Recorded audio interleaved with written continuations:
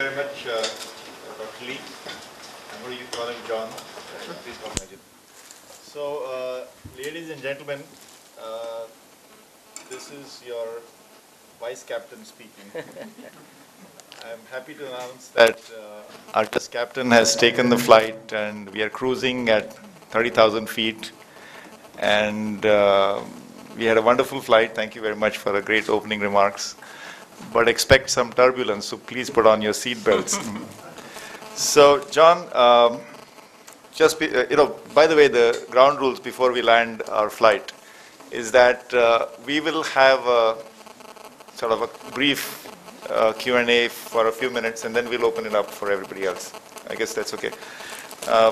So, John, now I know that it's no points for guessing that this is the guy who wrote the book called Will China Fail? And you made it very clear where you stand about the prospects, although you also outlined a lot of positive and strengths of the economy. I just want to point out to you that there seem to be a lot of commonalities between China and India. Incidentally, they say that everything that you say about India, you mentioned something about chaotic and so on, everything that you say about India is actually false. Or, sorry, everything you say about India is true. And it's also false. So I think the same thing is about China. And I feel that the commonality is that China and India have an image problem. India seems to grow despite its chaotic appearance. And China is actually, you tell us that it's got vulnerabilities despite its incredible economic performance in the world stage. The other similarity that I found that you said that the Chinese citizens are forced to put their money in the banks, and silently the government or the banks is stealing money from them. Guess what? It happened in India too. We put our money in the bank, and the first claim of 25% of our deposits go to the government. We call it the statutory liquidity ratio. And I think India is unique in that, but it seems like same thing as China. You said Chinese citizens subsidize state-owned enterprises. Let me not say much about Indian. Anyway, so there's a lot of fascination about China and India, and I want to take you up on some of your comments. So let me begin by quoting a well-known friend of China who used to be the chairman of Morgan Stanley, Mr. Stephen Roach. So I'll just quote from something he wrote, I think just a couple of weeks ago. The China doubters are back. I mean, he's been around for a long time.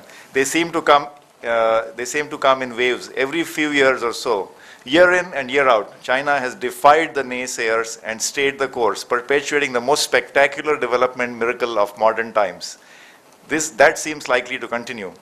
Today's feverish hand-wringing reflects a confluence of worries, and he mentioned some of them, about inflation, excess investment, soaring wages, bad bank loans. He said 100% ratio of bad loans to GDP. Prominent academics warn that China could fall victim to the dreaded middle-income trap, which has derailed many developing nations. This is his first two paragraphs. And then he says that there's a kernel of truth about all this, and we just heard from John some of this. But here are 10 reasons why all these naysayers may be wrong. So I want you to respond to that. I'll just tell you what those 10 things are. Number one, strategy. That the Westerners only use the word strategy, they don't understand it, but China has strategically pursued a plan. In fact, their 12th five-year plan, India also has five-year plans, but I think the Chinese five-year plan seems to be very effective. Number two, commitment. The Chinese leadership is committed to implementing the plan. Number three is the wherewithal to deliver. You mentioned resources. China is now sitting on $3 trillion of foreign exchange reserves, so they have the resources. Number four, savings rate. You just mentioned that 50% of GDP is savings rate. Number five, rural-urban migration. China has this incredible record that they have created 100 million jobs, and it's all because of rural-urban migration. And today, China has an urban population of 41-42%. You mentioned that the urban elites form bulk of the CCP. Number four, there are two, number 4 and 5, sorry, 5 and 6, low-hanging fruit. Consumption as a percentage of spending in China is only 37%. In India, it's almost 70%. So if China suddenly decides to change its course from export-led to consumption-led growth, they have a low-hanging fruit. For the next 20 years, they could just pursue a consumption strategy rather than an export strategy. These are barely at 37%, half of India. Second low-hanging fruit is services. You know what? In India, services make up 67% of GDP, and in the US, it's 75%. But in China, it's only 43%. So if they decide to focus on services and non-manufacturing, they have a low-hanging fruit. FDI, education, and innovation. So how do you respond to this? There seem to be like 10 positive points. Now, my memory is not good enough to remember 10 points, but I can respond firstly in a glib manner, but a serious manner, and also a substantive manner. The glib manner is that everything that I've just said, the Chinese Communist government, the government in Beijing agrees with me. That's my glib point, but it's also an important point. The second point is that Stephen Roach, I actually debated him in New York about 5 months ago.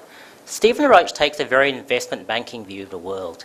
If China does this, the potential here is great. Now, that's completely true. Let's take the 5-year plan.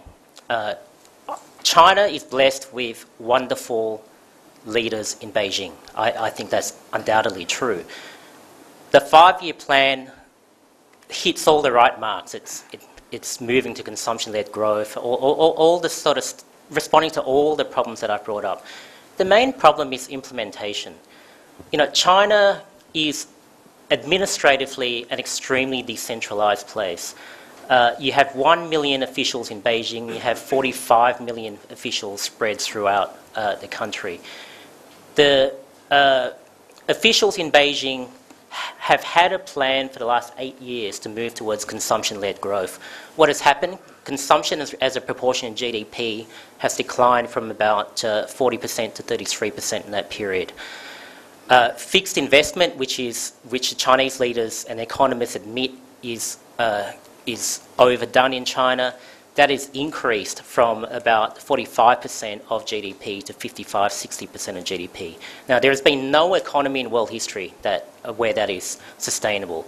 Now, what about urbanisation? Yes, you have 1.5% increased urbanisation each year. Now, this translates to about 20 million people. But this doesn't account for the 30–40% increase in fixed investment that's taking place each year. If you look at residential housing, which is serious in China, and residential housing is actually a symptom of the concerns that I have for the Chinese model. Now, local governments in China are not allowed to borrow money. They're not allowed to issue debt. But at the same time, they have to raise revenues to fulfill their responsibilities. So what do? They start up what's called local government financing vehicles, effectively state-owned enterprises, who buy land, occasionally actually seize land, they rezone the land, they form agreements with developers to develop the land, and they sell the land. They sell the development. Now, it has nothing to do with demand. You know, once again, this is a Chinese report. One report looked at 3 provinces in China in, I think, the first half of 2010. They looked at the residential housing. They discovered that 67.8 million houses had no electricity connected to them, even though they've been bought. Now, this equates to housing for about 200 million people.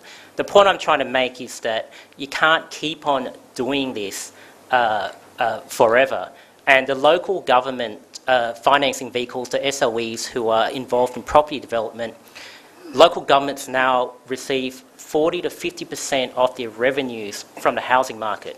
Now, tell me if that's a sustainable, sound, fiscally sound way of actually governing. So I think that Stephen Roach looks at what Beijing's leaders and its top economists say China must do. I absolutely agree with them, but implementation has always been an issue. Let me give you one more anecdote which emphasises my point.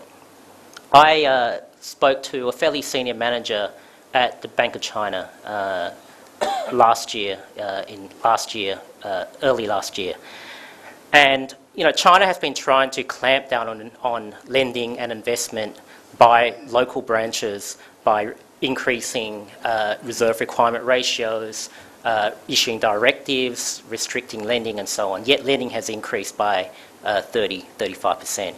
So I said to this bank executive, when you issue a directive out of Shanghai that, for example, about a lending standard, how confident are you that your branches in the country will implement this standard? This is directive. He said 30% of them will implement, 30% won't implement, and 40% I don't know.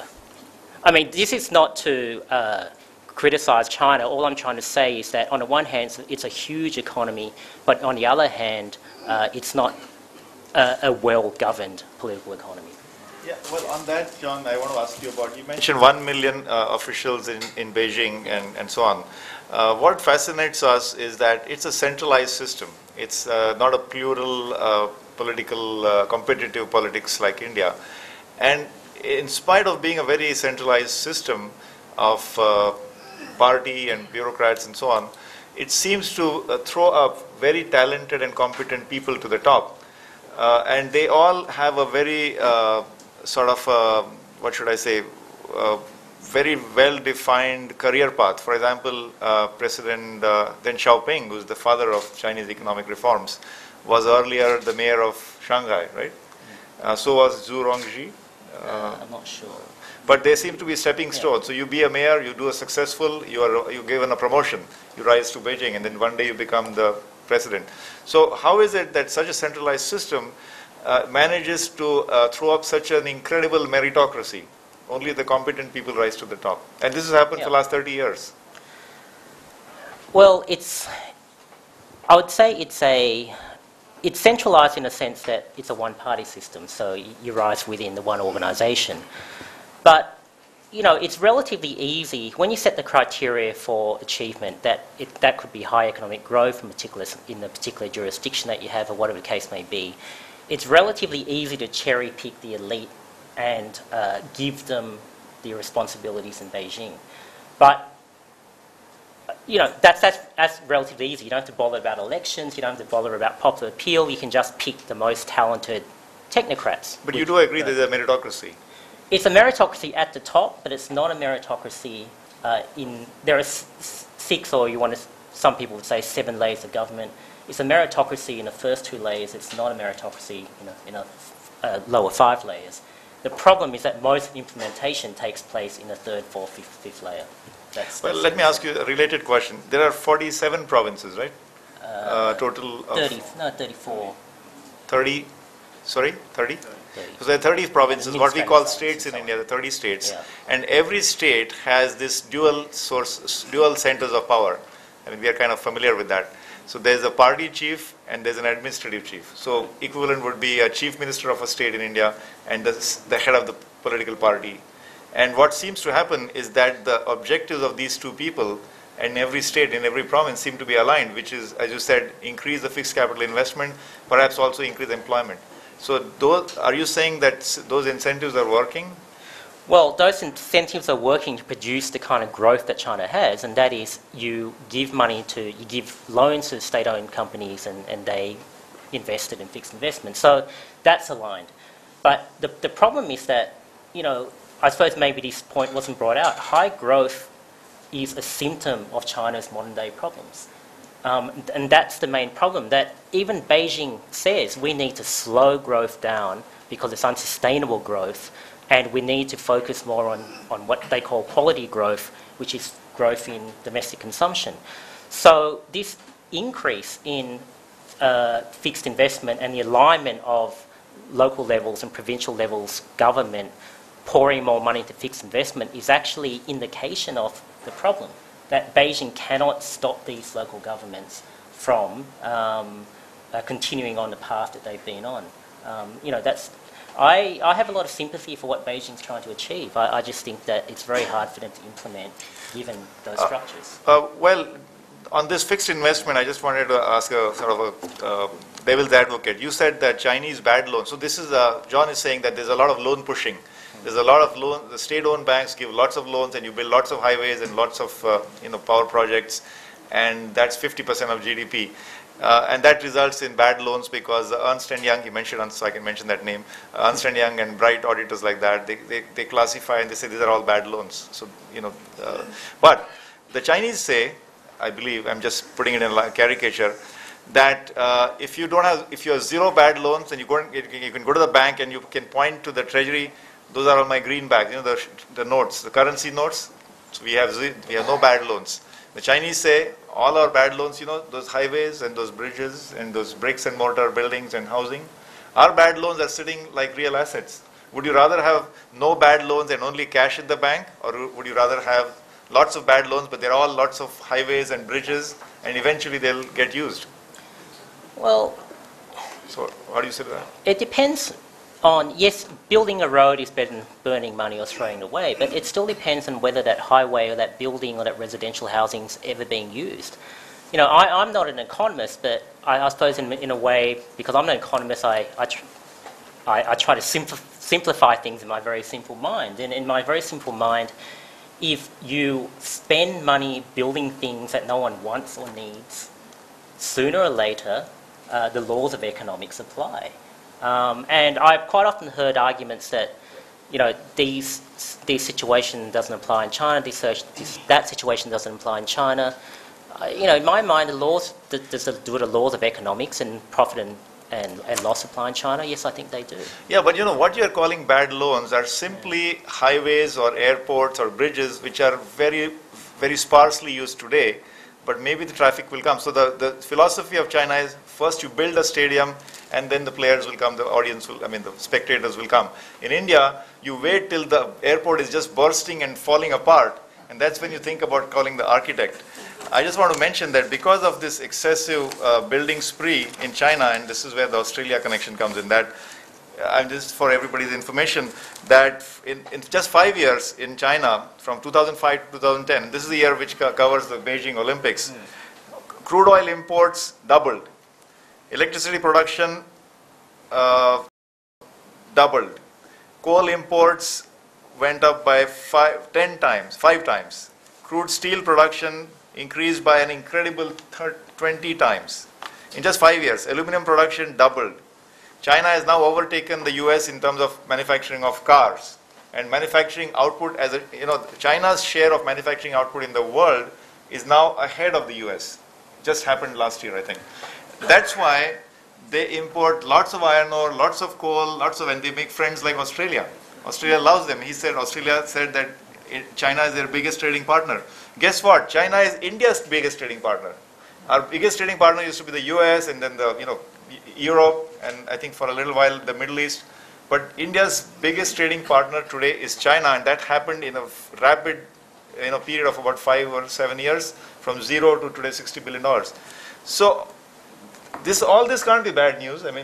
Well, it's certainly good news for my country, who sells lots of things to China, but I don't think it's particularly good news for China. In terms of the sustainability of the Chinese system, of Chinese model. And this is linked to the previous question about bad loans. What is a bad loan? It's still that. The reality is that ultimately the Chinese government will still have to use its capital to bail out its banks again. As I mentioned, they've already spent $500 billion US bailing out its banks from 1998 to 2006. Now, since then, lending has gone up 250%, and there's been no discernible increase in the quality of risk management. Now, it's obvious what's going to happen. There's going to be another bailout, and yes, China has all these foreign reserves, as you say, but the problem is that they can't just convert those foreign reserves back into the Chinese economy. If they do, it'll be a massive asset depreciation. For every 10% the Chinese currency goes up against the American dollar, Chinese GDP, or China loses 4 to 5% of GDP. So yes, they've got this potential war chest, but it's not a simple matter of actually converting back. Now, what the Chinese central bank could do is just give those assets to the banks to collateralize them. Yes, and they probably have to do that. But the problem is that the primary problem still remains, that this bad loan problem will still keep on coming back. And as I was mentioning, that my ultimate defense is that Beijing's top economists say exactly the same thing that I'm saying. I suppose that's my ultimately glib defense. But John, since they take you seriously in China, here's a suggestion. I have a wonderful suggestion, and I'm sure everybody will agree. Just 10% or 5% of their $3 trillion, they'll get a handsome return. They should invest in India's infrastructure. 10% of China's reserves will take care of the next 5 years' needs of India's infrastructure. Anyway, but on switching to leverage, so your point was in China's economic growth is fantastic, but the leverage that they get for it is much less in proportion. But guess what? We had a very famous neighbor who, an aeroplane came and some people got into his house and they killed him.